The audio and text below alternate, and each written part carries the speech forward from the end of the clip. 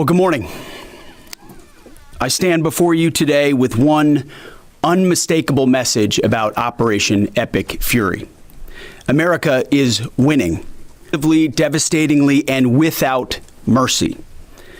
Under the direct command of President Trump, the War Department unleashed this operation early Saturday morning, just 4 days ago, which means we need to remember two things. First, we are only 4 days into this. Metrics are shifting, dust is settling, and more forces are arriving. It's very early. And as President Trump has said, we will take all the time we need to make sure that we succeed. Second, we are only 4 days into this. And the results have been incredible. Historic, really. Only the United States of America could lead this. Only us.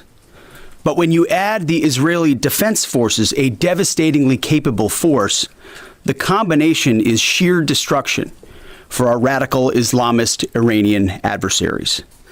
They are toast, and they know it. Or at least, soon enough, they will know it.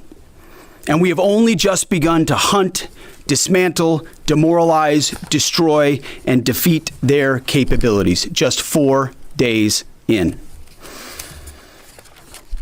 Starting last night and to be completed in a few days, in under a week, the two most powerful air forces in the world will have complete control of Iranian skies, uncontested airspace. I hope all the folks watching understand what uncontested airspace and complete control means. It means we will fly all day, all night, day and night, finding, fixing, and finishing the missiles and defense industrial base of the Iranian military, finding and fixing their leaders and their military leaders, flying over Tehran, flying over Iran, flying over their capital, flying over the IRGC, Iranian leaders looking up and seeing only U.S. and Israeli air power every minute of every day until we decide it's over. And Iran will be able to do nothing about it. B-2s, B-52s, B-1s, Predator drones, fighters, controlling the skies, picking targets.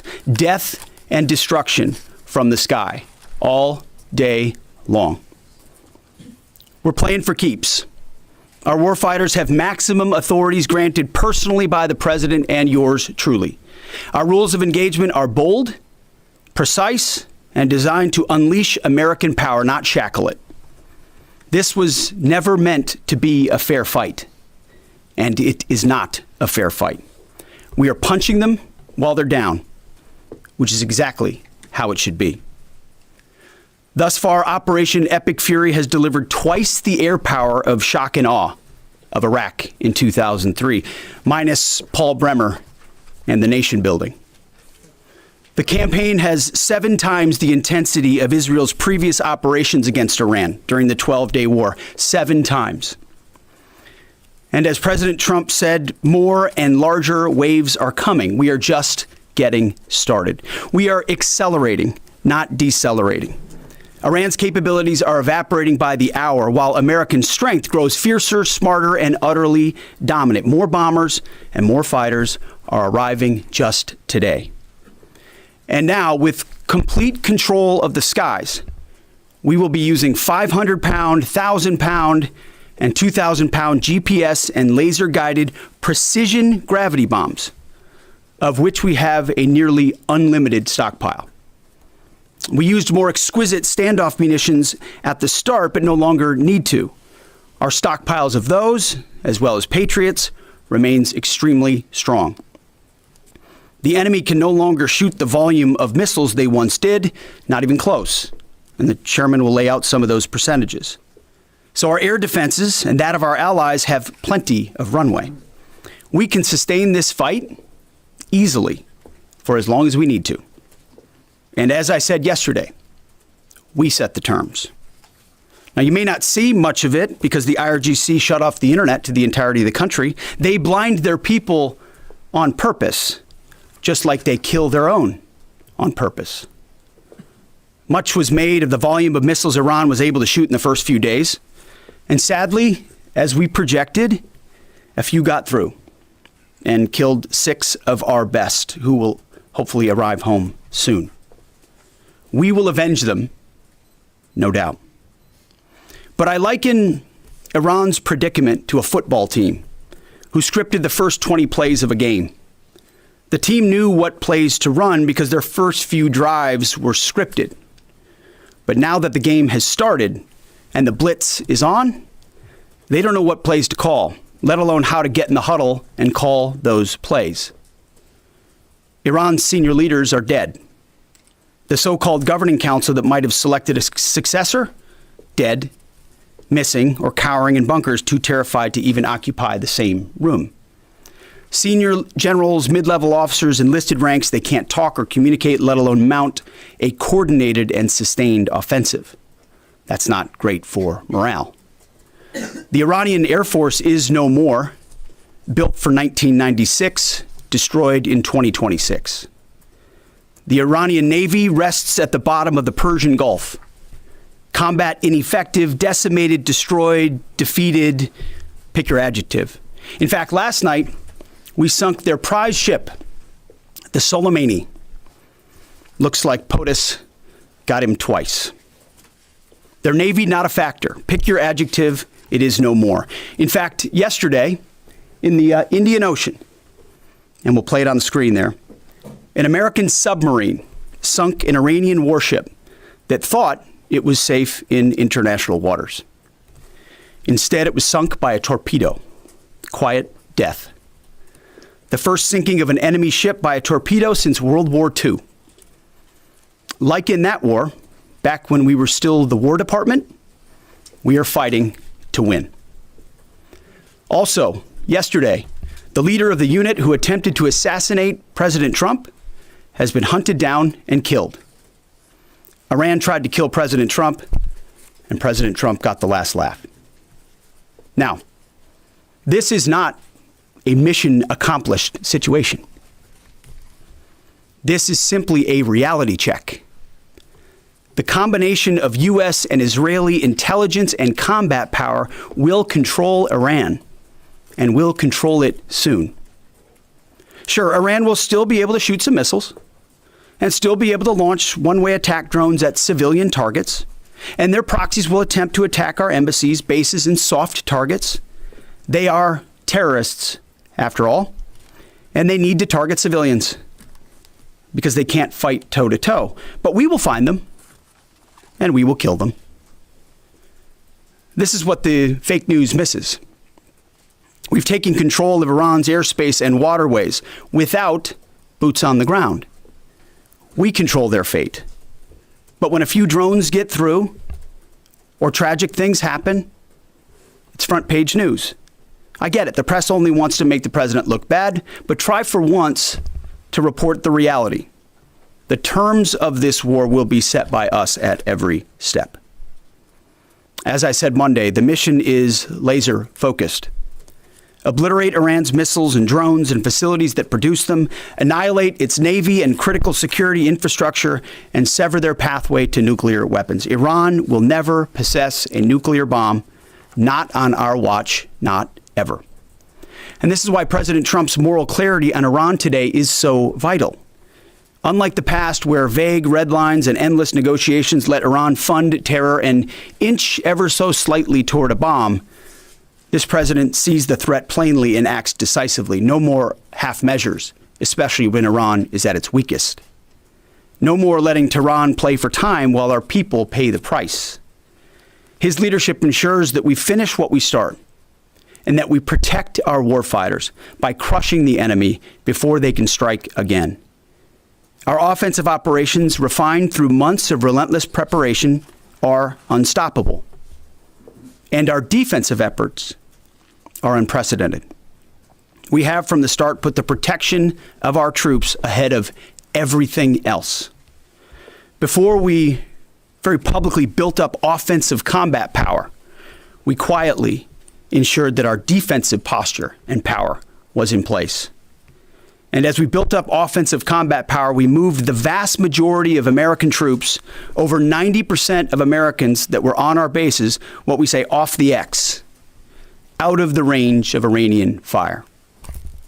Our defensive shield is equally formidable. The most sophisticated air and missile defense network ever fielded. Thousands of Iranian missiles and drones have been intercepted and vaporized. Tens of thousands of American and allied lives protected. We have pushed every counter-UAS system possible forward, sparing no expense or capability. And like I said, this does not mean we can stop everything, but we ensured that the maximum possible defense and maximum possible force protection was set up before we went on offense. In closing, as President Trump told German Chancellor Merz yesterday, Iran negotiated in bad faith, stalling, scheming, and preparing to strike. And we acted decisively to defend our people, our interests, and our allies. President Trump took bold action, putting America first, the kind of bold action that the American people elected him to execute. To our steadfast partner, Israel, your mission is being executed with unmatched skill and iron determination. Fighting shoulder to shoulder with such a capable ally is a true force multiplier and a breath of fresh air. We salute your courage and your contribution. 4 days in, we have only just begun to fight. America fights to win, and in Operation Epic Fury, we are.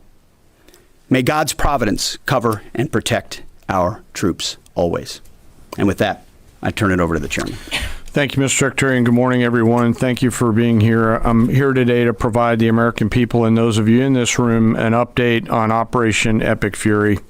First, it's with profound sadness and gratitude that I share the names of 4 of our 6 fallen heroes, all from the 103rd Sustainment Command, U.S. Army Reserves out of Des Moines, Iowa. Captain Cody Cork, Sergeant First Class Noah Tegens, Sergeant First Class Nicole Amore, and Sergeant Declan Cody. To the families of our fallen, we grieve with you today, and we look forward to welcoming your family members home at Dover in the coming days. Out of respect for the other families, we'll withhold the release of their names until next of kin notification is complete. And either myself or Admiral Cooper will release those names as soon as we can ensure that all of those families have been properly notified.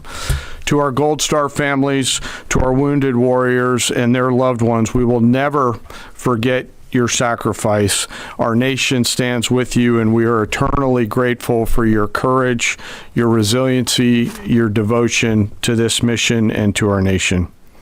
As the Secretary said, we're 4 days in, 103 hours into this campaign.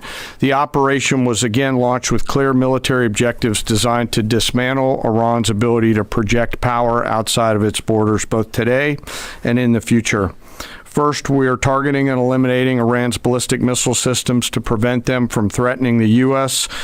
Forces, partners, and interests in the region. Second, we are destroying the Iranian Navy, degrading its capacity, capability, and ability to conduct operations, not just in the Central Command AOR, but as the Secretary showed in the video, around the world. Third, we're ensuring Iran cannot rapidly rebuild or reconstitute its combat capability or combat power, and those phases will begin as the campaign continues. As of this morning, U.S. Central Command is making steady progress. Iran's theater ballistic missile shots fired are down 86% from the first day of fighting, with a 23% decrease just in the last 24 hours. And their one-way attack drone shots are down 73% from the opening days.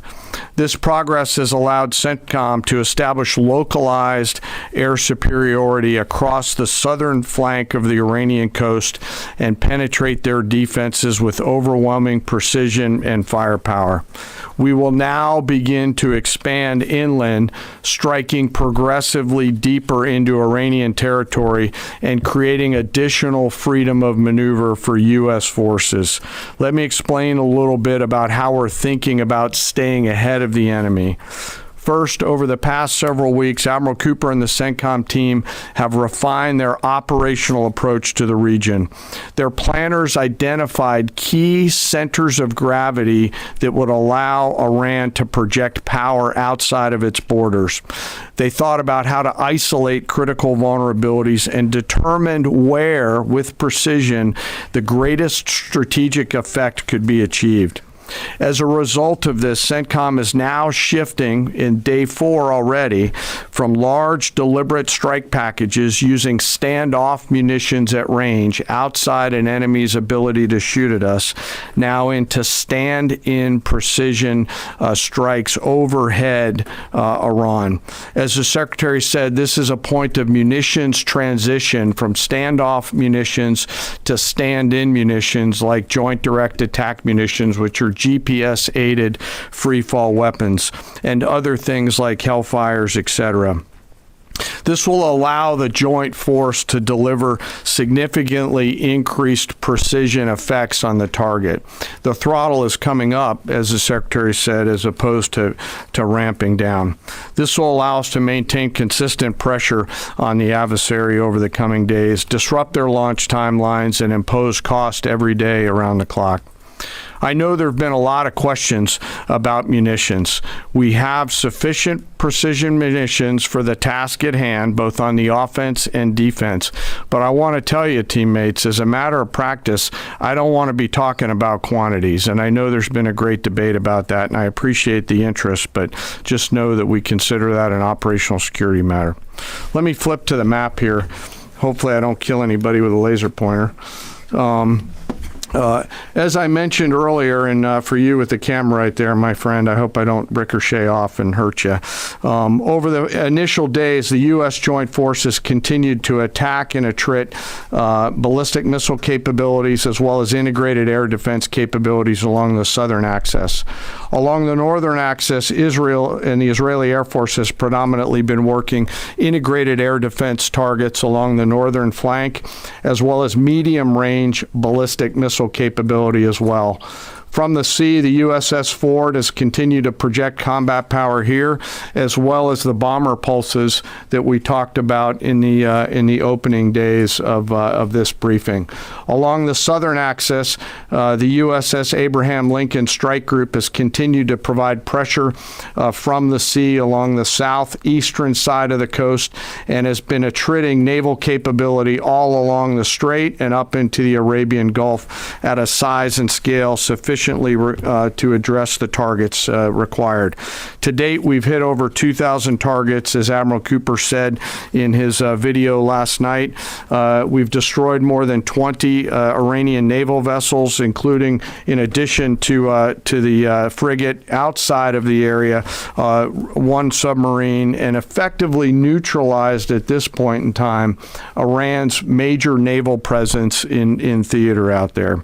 As the Secretary showed the video, for the first time since 1945, a United States Navy fast attack submarine has sunk an enemy combatant ship using a single Mark 48 torpedo to achieve immediate effect, sending the warship to the bottom of the sea. I want to remind everybody that this is an incredible demonstration of America's global reach. To hunt, find, and kill an out-of-area deployer is something that only the United States can do at this type of scale. Over the next 24 to 48 hours, CENTCOM will continue to strike infrastructure and naval capability, and we'll continue to assess our progress against the military objectives. It does take time for us to collect that information and to assess en route. Much of our intelligence, surveillance, and reconnaissance capability is currently hunting and killing ballistic missile launchers and one-way attack capability. We're precise in that assessment, and we call balls and strikes in that assessment. We take that that matter seriously. Iran, on the other hand, has been indiscriminate and more imprecise in their attacks. They've fired more than 500 ballistic missiles and more than 2,000 drones, striking innocent civilian targets throughout the region. Our partners are answering the call to defend themselves right alongside us. Jordan, Bahrain, Saudi Arabia, the UAE, Qatar, and Kuwait are all defending their people with their own combat capability, with precision and restraint. Jordanian air defense crews recently intercepted a cluster of Iranian one-way attack drones headed to Amman. Bahrain's air defense forces shot down an inbound drone approaching Manama's maritime infrastructure, protecting both their population and critical shipping lanes. Saudi Patriot batteries stopped a salvo of ballistic missiles aimed at energy facilities near Dhahran. The UAE neutralized multiple drones targeting Abu Dhabi's industrial zone, demonstrating speed and precision. And Qatari fighters for the first time have shot down 2 Iranian bombers that were en route to their location. Together, these nations are helping to defend themselves and project power as required against the enemy. We're 100 hours in. It's still very early, as the Secretary said, but the balance is shifting. We've always got to remember that these operations are complex, dangerous, and far from over. Our soldiers, sailors, airmen, Marines, Guardians, and Coast Guardsmen remain in harm's way, and we must be clear-eyed that the risk is still high. This is combat. Let us never forget this. As we continue, I ask that we hold all of our deployed teammates in our thoughts, those standing the watch, flying the sorties, sustaining the fight, and carrying our nation's burden. And I'll stop where I started, and that's remembering our 6 fallen who will return home as soon as possible. I remain humbled, grateful, inspired by every day the valor and professionalism of our joint force. They are quiet professionals through and through, out there doing America's work through the day and through the darkness. And with that, I'll take your questions along Absolutely. with the Secretary. Go ahead. What do you assess the enemy's control and command status is right now? And can you broadly describe our decisive point in this operation? Well, I won't describe the decisive point in the operation because that would tell the bad guys what it was. Good question, though. I appreciate the question. Their C2 structures in a bad way. Admiral Cooper's been continuing to pressure C2 at the IRGC C2 and other military elements, and will continue to do so. Thank you for the question. Thank you, Secretary Hegseth. Mary Margaret with the Daily Wire. Couple questions for you and then one for General Caine. Can you tell us more about how we took out the leader who was the leader of the group that was trying to assassinate President Trump? And then Turkey's defense ministry says NATO air defense systems intercepted an Iranian ballistic missile headed towards Turkish airspace. Could this trigger NATO's Article 5, and was it the U.S. who shot it down? On the first question, we've known for a long time that Iran had intentions on trying to kill President Trump and or other U.S. Officials. And while that was not the focus of the effort by any stretch of the imagination, in fact, never raised by the president or anybody else, I ensured and others ensured that those who were responsible for that were eventually part of the target list. It wasn't the beginning of the effort. We were focused on missiles and launchers, and that's the focus. But ultimately, if we had the opportunity to get at those who are trying to get at Americans specifically, we would. And so we eventually had the opportunity to do that from the air. And then on the matter with Turkey, I'll have to get back to you on exactly what the intercept looked like at that. We're aware of that particular engagement, although no sense that it would trigger anything like Article 5. No. Tie, right there. You got a tie on? Yeah. Thank you. Tom Bateman with the BBC. Can you give us an update on what the administration knows, what you know now about the reported strike on a girls' school in southern Iran on Saturday? All I can say is that we're investigating that. We, of course, never target civilian targets, but we're taking a look and investigating that. Red tie in front. Just on the basis that with the information you would have, your reconnaissance abilities, ability to gather information, I mean, it's several days on now. So is there any clarity on whose munition this was? We're investigating it. Thank you. Secretary, so there are reports that the administration is considering arming Iranian Kurdish groups. So could you please clarify that whether any such plan has been authorized and whether Congress or regional partners has been notified and consulted? All I would say is none of our objectives are premised on the support or the arming of any particular force. So what other entities may be doing, we're aware of, but our objectives aren't centered on that. Green, right there. Thank you, Mr. Secretary. Mike Lynn, Washington Times. Can you talk a little bit about the deconfliction process that's going on? You have two parallel operations, Epic Fury and Roaring Lion. How are you making sure they're not interfering with each other? Sure, I'm happy to take that. Thank you for the question. We have liaison officers on both sides. There are U.S. CENTCOM teammates out in Israel, and there are Israeli Defense Force teammates at the relevant command and control nodes within the U.S. CENTCOM enterprise. Routinely, Admiral Cooper is talking to the IDF Chief of Defense, and I will occasionally speak to him through the arc of this. I've spoken to him a few times already. That allows us to coordinate, integrate, and synchronize activities while maintaining separate efforts. And when I said a breath of fresh air, I really meant it. Usually it's us with some ancillary benefits from allies who are maybe willing but not as capable. When you have both the will and the capability of an ally that can really bring things to bear, we take certain targets, they take certain targets, and when you coordinate it, it has incredible effects. Right here. Secretary Hegseth, with respect to House Minority Leader Hakeem Jeffries' statement that the Iran mission will end in failure, what kind of message does that send to our enemies, and what does it do to the motivation of our troops? Well, I've been through that movie before with the Democrats rooting against the country. Our generation saw that in our battlefields. I think it's pretty unprecedented and unfortunate that it would occur 4 days in to an operation where, as the chairman laid out, America's best are operating in an incredibly challenging environment where they're having incredible success, but they're meeting a determined adversary. And he's been privy to briefs that we've provided. He knows how effective this has been. He's being disingenuous, which we're used to. Right here. Thank you for taking my question. Heather Mullins, Lindell TV. One of the questions I have is just really regarding the intelligence that indicated that this was something the U.S. had to get involved with at the time that you guys did. We had Operation Midnight Hammer back in June. We obliterated their nuclear facilities. What was the intelligence that suggested that somehow they became a threat once again that required us to get involved with Operation Epic Fury? I appreciate the question. The evidence in front of us since the 12-day war was that Iran had no intention of actually negotiating a nuclear deal that truly meant they did not have a pathway to the nuclear bomb. And they had a moment.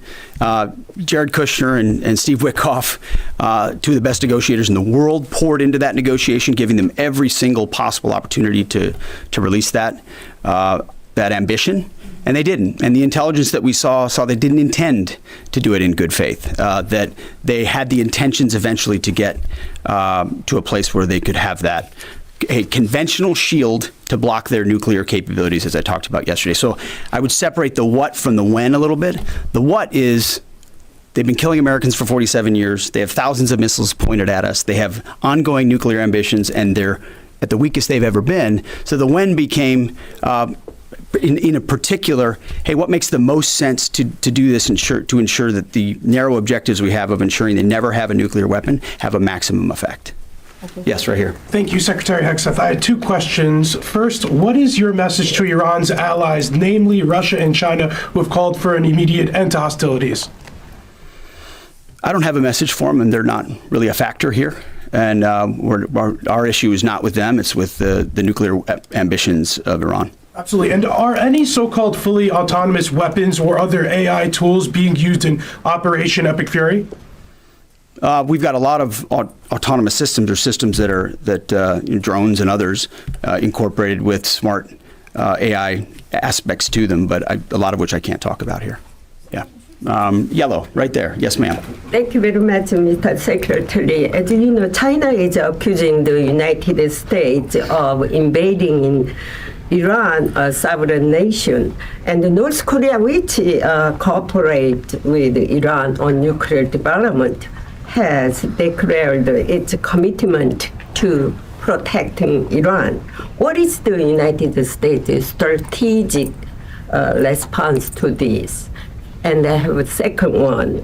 How many allies joined with the United States to fighting against Iran? Do you have any number? Well, I think what you're seeing right now is a response in the region to the belligerence of Iran and the willingness of them to target civilian airports, civilian hotels, civilian locations, civilian oil infrastructure of their Gulf neighbors who would have preferred not to be in conflict, didn't want to, but now realize that this is something that has to be dealt with. So whether it's UAE or Qatar or Bahrain or Kuwait or Saudi, on different levels, they're reaching out to us, whether they're going on offense, which they are, whether they're giving us additional access basing and overflight. We're working very closely and collaborating with them. Also on air defenses.